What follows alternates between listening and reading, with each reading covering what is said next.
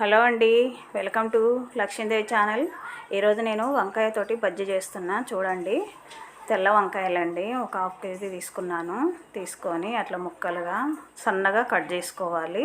Cut చేసుకొని ఉప్పు నీళ్ళల్లో నానబెట్టుకోండి. కొంచెం మరింత ఉప్పు ఎక్కువే వేయండి. వాటర్లో వేసి అట్లా సన్నగా కట్ చేసి అందులో నానబెట్టండి. ఒక 5-10 నిమిషాలు నానబెట్టండి.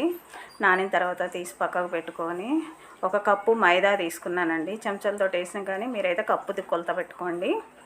కప్పు మైదా, హాఫ్ కప్పు కార్న్ఫ్లోర్ అండి, ఒక చెంచాడు కారం, రుచికి తగినంత ఉప్పు, ఒక చెంచాడు ధనియాల పౌడరు, ఒక సగం చెంచా అల్లం పేస్టు వేసి బాగా కలుపుకొని అట్లా పక్కకు పెట్టి మనం కట్ చేసి ఉప్పు నీళ్ళలో వేసినాం కదండి. వంకాయ ముక్క గట్టిగా పిండి ఇట్లా పిండిలో బాగా మధ్యలో కట్ చేసిన దాంట్లో కలిసిపోయేటట్టుగా కలపండి. అట్లా ఒత్తుకుంటా మధ్యలో పోసుకుంటా ఇట్లా ఒత్తేయండి. మనం అట్లా ఒత్తేసి పక్కకు పెట్టుకోండి. అన్ని వంకాయలు ఒకేసారి అట్లా కలిపి పక్కకు పెట్టుకోండి. గిన్నె తీసుకొని ఒక కప్పు కంటే 2 కప్పులైనా బియ్యం పిండి వేసుకొని ఒక చెంచాడు కారము, కొంచెం పసుపు, రుచికి తగినంత ఉప్పు, తర్వాత ధనియా పౌడరు, అల్లం పేస్ట్ వేసి కొన్ని వాటర్ పోసుకుంటా మన బజ్జీ పిండికి కలిపినట్టుగా కలుపుకోండి.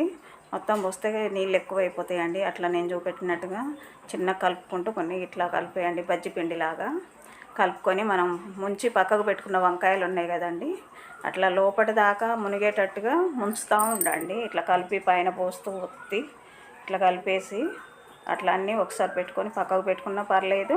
లేదా ఒక్కొక్కటి పెట్టుకొని మరి నూనె పెట్టుకొని మరో ఫ్యాన్ పెట్టుకొని అందులో ఆయిల్ పోసి వేడెక్కిన తర్వాత పెట్టుకున్న వంకాయలు ఒకదాని తర్వాత ఒకటి ఇట్లా ఒకదానికి ఒకటి అంటుకోకుండా మొత్తం వేసేయండి.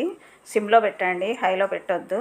5 నిమిషాల తర్వాత మళ్ళీ రెండో వైపు తిప్పుకున్న తర్వాత ఇంకొక 5-10 నిమిషాలు పడుతుందండి. సిమ్లోనే పెట్టండి, హైలో పెట్టకూడదు. మెత్తగా మంచిగా ఉడికిపోద్దండి సిమ్లో పెడితే. ఒక 5 నిమిషాలు అట్లా పెట్టిన తర్వాత రెండో వైపు తిప్పుకోండి. అంతేనండి, ఎంతో రుచికరమైన వంకాయ బజ్జీ రెడీ అయిపోయిందండి. పైన కరకరలాడుతూ లోపల స్మూత్గా మెత్తగా ఉంటుందండి. మేము ట్రై చేసాము, మీరు కూడా ఒకసారి చెయ్యండి. ఇట్లా పప్పు చేసుకున్నప్పుడు కానీ సాంబార్లోకి కానీ ఇట్లా వంకాయ బజ్జీ చేసుకొని అన్నంలో నంచుకొని తింటే సూపర్గా ఉంటుందండి. నేను ట్రై చేశాను, చాలా టేస్టీగా ఉంది. మీరు కూడా ఒకసారి చెయ్యండి, మీకు నచ్చుద్ది. నచ్చితే లైక్ చేయండి, షేర్ చేయండి. Thank you.